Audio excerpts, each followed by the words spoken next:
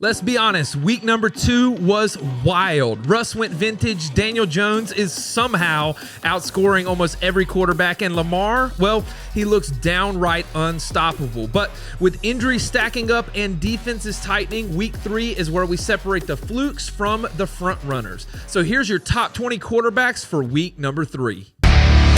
What's up, Headliner Nation? My name is Brad, the Rankings King, and before we dive into this week's rankings, just a reminder that these are the consensus rankings between Jake and Kyle. And for more detailed analysis, check out the start-sit videos from Kyle that are already posted on the channel from this week. And if you want even more breakdowns each week, be sure to join the Fantasy Headliners community by tapping that join button below. That's going to get you access to extra rankings like flex, kicker, defense, and a spot inside of our Discord community. Now, before we dive in, we've got a few hits and misses from week number 2. Our first hit of the week was Drake May with New England, and we said here on this show last week that May was going up against Miami and that could lead to a top 3 week, and he finished at QB number 4. Next up, we've got Aaron Rodgers, and he looked great in week 1, but we didn't buy the hype, and we kept him outside of the top 15 in the rankings, and he really struggled against Seattle. And then JJ McCarthy, hey, huge comeback win in week number 1, but he became a dad this week, and things were lining up for a good week, but we didn't really buy it, and so we kept him lower, and we saw him struggle in week 2. All right, so that's our hits. What about our misses? First up, we've got Russell Wilson, and it's like Russ just finally said, hey, forget this. I'm going to start airing it out and just try and keep my job. And guess what? It worked. He ended up with over 400 yards and 3 touchdowns. What about Daniel Jones? Again, fun fact, Daniel Jones has scored more points than every quarterback not named Lamar Jackson. Guys, this is the biggest surprise in 2025 thus far. And of course, we had him way too low against Denver. And then Bryce Young. Listen, y'all, I know it may not look pretty in Carolina, but Bryce put up 22 fantasy points, and that's more than expected. So that's our hits and misses from week 2. Let's look at week number 3 and get to tier number 1. We've got Lamar Jackson, Josh Allen, Dak Prescott, Patrick Mahomes, and Baker Mayfield. Lamar Jackson going against Detroit. He is the current QB1 in fantasy football, who is averaging 27.8 fantasy points per game. And now he gets Detroit, who allows just under 18 fantasy points per game to quarterbacks. Lamar has 7 touchdowns in 2 games, and he hasn't even needed his legs much to do it. Lamar taking the top spot this week. And probably no surprise, at number 2, we've got Josh Allen. Miami has allowed the second most fantasy points per game to quarterbacks through 2 weeks, and Buffalo, they just own Miami. The biggest concern with Josh in a matchup like this is exactly what we saw last week. If Buffalo gets up big, he just doesn't have to do as much. At number 3, we've got Dak Prescott going into Chicago, and no team through 2 weeks has allowed more fantasy points per game to quarterbacks than Chicago, allowing 28.6 fantasy points per game. Dak has looked great through 2 weeks, and he finally started going to Pickens more in week 2, which only helps his value. At number 4, we've got Patrick Mahomes, and the Giants are allowing over 21 fantasy points per game to quarterbacks, and Mahomes has scored at least 23 fantasy points in each of the first 2 weeks, even with the 0-2 Chiefs. His pass catching weapons, yeah, they're below average, but with him rushing for 50 yards and a touchdown, that's been a huge boost. At number 5, we've got Baker Mayfield, and the Bake Show continues to sling touchdowns weekly. He was beat up physically in week 2, and it's worth noting that his O-line has 2 starters questionable at play. The Jets allowed just over 19 fantasy points per game, though, and Baker's rushing upside is what keeps the floor safe. So that's it for tier number 1. Now, before we jump into the next tier, I just got to make sure, do you have an account with Underdog? Because we are already dominating those player pick'ems on Underdog this year, so now is the time for you to sign up. Head over to Underdog Fantasy or download the app. create a new account and use the promo code HEADLINERS when you do so.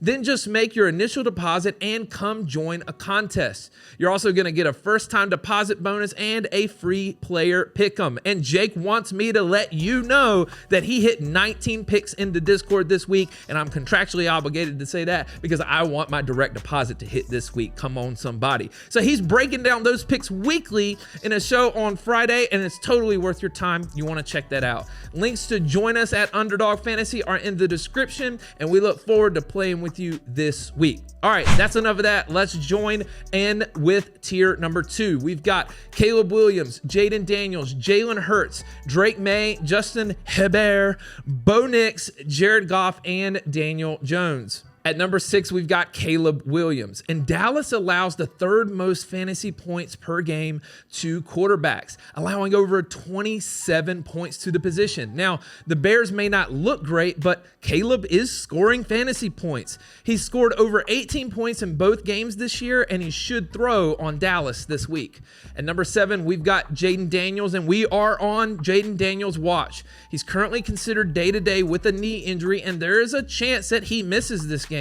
You have to think that his mobility is at least limited if he plays, though, and that adds more risks, and at times the Las Vegas secondary has looked really good.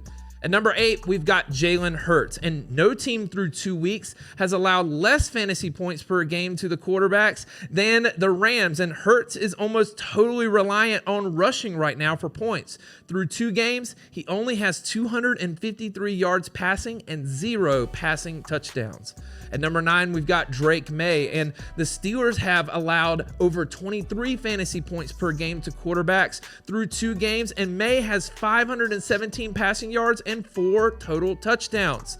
The Steelers defense, though, it's banged up, and May once again has a top 10 upside in week number 3. At number 10, we've got Justin Herbert, and Herbert wasn't as sharp in week 2 as he was in week 1, but he still played really well and has scored over 18 fantasy points in each of his first 2 games. On the surface, this is a tough matchup against Denver, but they just gave up 22 points to Daniel Jones, so we'll see. At number 11, we've got Bo Nix going against the Chargers, and Bo bounced back big in week 2.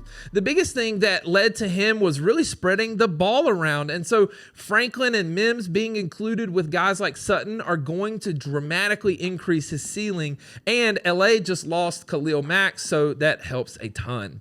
At number 12, we've got Jared Goff going into Baltimore, and Baltimore allows the 4th most fantasy points per game to quarterbacks, but that's skewed by what Josh Allen did to them in week 1. And so they handled Flacco last week, but Goff went nuts in week 2 with 5 passing touchdowns. Detroit will struggle to run here, so expect the throwing to continue. At number 13, we've got your boy, Daniel Jones, going into Tennessee. And listen, I'm well aware this is the best offensive line and the most weapons he's ever had. But even with that, his production is still surprising. The Titans are solid on defense, but so is Denver, and Jones hung up 20 plus on them too. So we've got Daniel Jones properly in tier number 2 this week. All right, that's it for tier number 2. Let's look at tier number 3. We've got Jordan Love, Kyler Murray, Russell Wilson, Sam Darnold, Matthew Stafford, Carson Wentz, and Matt Jones. At number 14, we'll start with Jordan Love. And fortunately for Love, he has plenty of weapons to throw to, even if one goes down to injury. Reed will be out, but he still has Doubs, he has Wicks, Golden, Kraft, but it's not the easiest matchup this week on the road in Cleveland. At number 15, frustrating, of course, Kyler Murray going into San Francisco. And if Kyler and the Cardinals could just figure out how to use Marvin Harrison Jr. every week, Kyler would easily be a top 10 quarterback. But with the way this offense is going, he's more safe than he is a ceiling player.